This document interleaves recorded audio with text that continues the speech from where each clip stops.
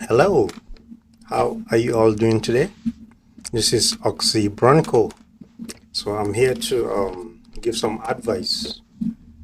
Being a student and a current researcher, I've been wondering how it felt like being a student, all the way from Nigeria, northern part of Nigeria, West Africa, continent of Africa,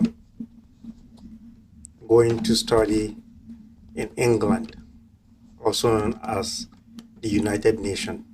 Sorry, also known as United Kingdom. Yeah, so just relax, okay? Relax. So I just want to give you a brief story so that it will motivate, the young ones coming up and students living Nigeria, West Africa, the African continent, going abroad to study. So it started this way. On a fateful day, I, spoke to my parents. I was like, yeah, honestly, one day I would like to go to, abroad to study and further my career and get the exposure and the skill sets in order to progress, diverse, and also give back. Then my dad now told me, yes, son, I will take care of all your wants, all your needs. My mom said, yes, son, I'll be your backbone. So I finished my undergraduate in Nigeria. Before my undergraduate, I did my primary school, which is elementary school. I did my secondary school, which is the high school. So I graduated. I went for an undergraduate in Nigeria. After that, I applied for different schools.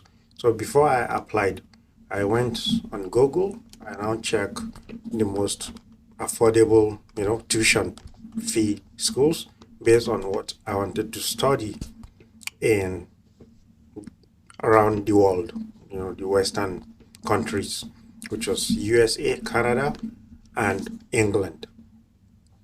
So I first applied to Canada, but unfortunately, I wasn't really ready to go to Canada.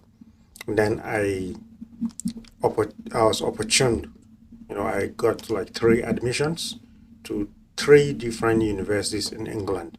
So what I did was that I sat down. I got some advice from mentors, and I wrote down my passion, what I wanted to study abroad, and you know, did some research on Google, and I checked, the universities that has the highest diversity, the highest numbers of graduates that are successful in their careers. So I picked University of Bedfordshire, which was very affordable, and the city was called Luton in Bedfordshire. It was diverse. You have different supermarkets, restaurants. You had different ethnicity from different parts of the world that based there. So I got admission. I was excited. I was like, yay! I told my mom, my dad.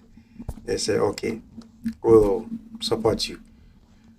So I was opportune. I got my first interview with the admission office. I was interviewed and I passed my interview despite the internet difficulty in my area, in Nigeria. But I was able to, made it. I made it work.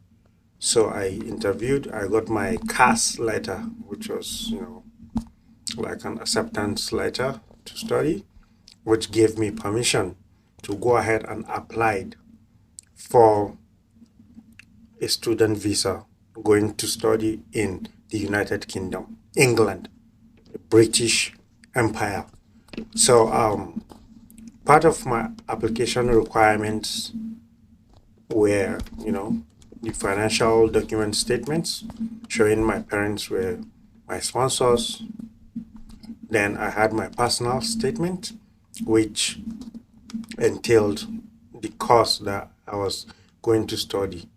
So I had to put them in paragraphs. Why I wanted to study the course, why I wanted that particular university among other universities in the British Kingdom, in the United Kingdom, around the world. Why did I pick that university?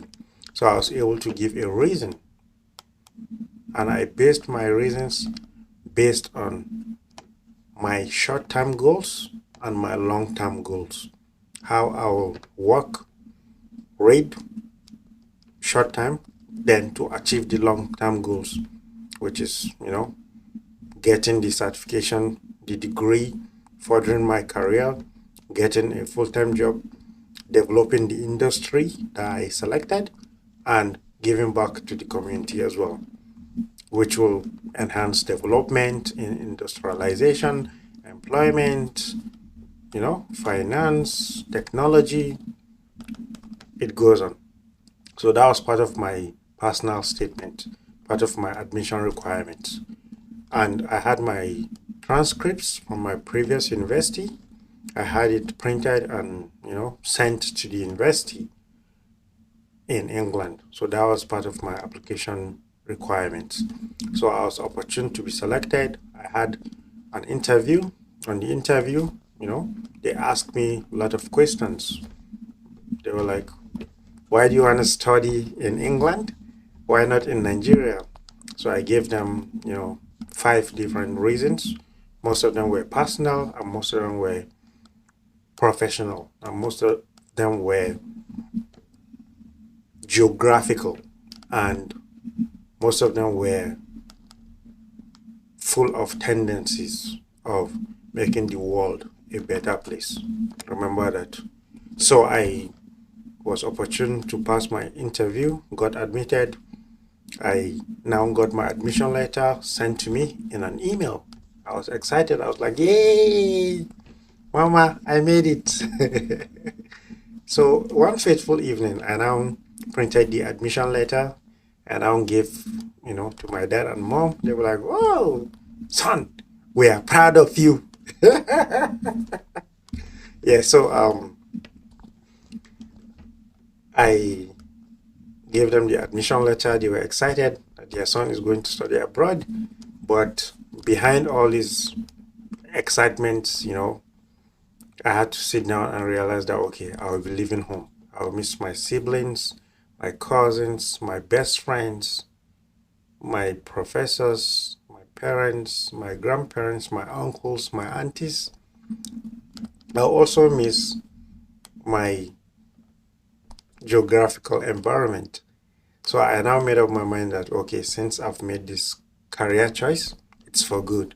And I had full support from my family. So I embarked on this journey.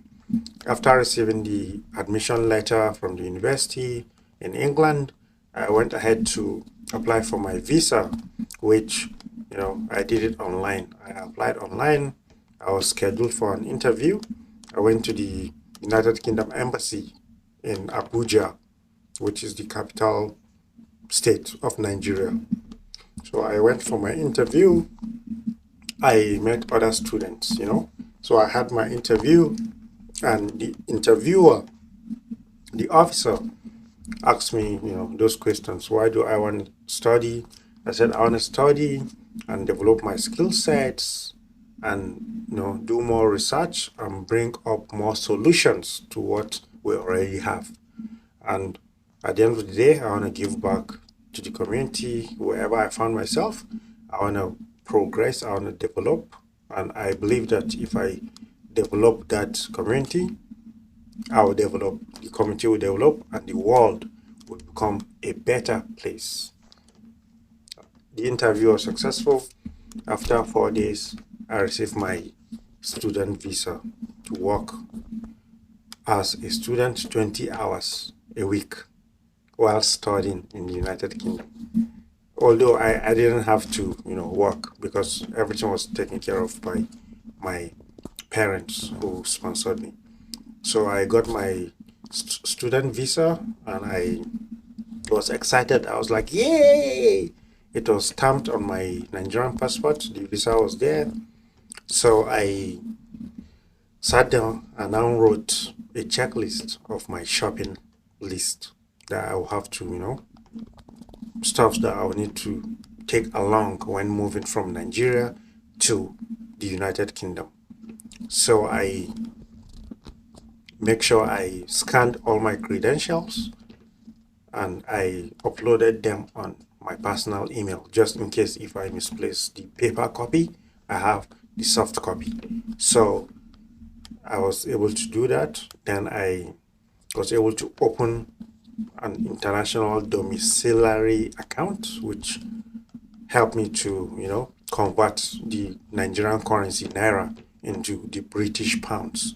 And I was able to, have that currencies transferred to my new domiciliary account. So when I arrive in England, United Kingdom, I will be able to, use my international foreign account, domiciliary account, student account to withdraw money that I can use for my expenses as a new student. So I did that. Then I bought my flight tickets, and then I went shopping. I bought some couple of jackets because I did some research about the region in United Kingdom and I realized it's very cold. So I got some nice thick jackets, some pairs of jeans, pairs of boots, hand gloves, and my head warmer just to keep me warm so that when I arrive. So that was some of the preparations. And I also took my laptop, which I had, so I made everything intact. So my day of, departing, I said goodbye to my family. I will miss you all. I hugged them and they prayed for me. And I went to the airport. From the airport, I checked in. I sat down for a couple of hours. Then that was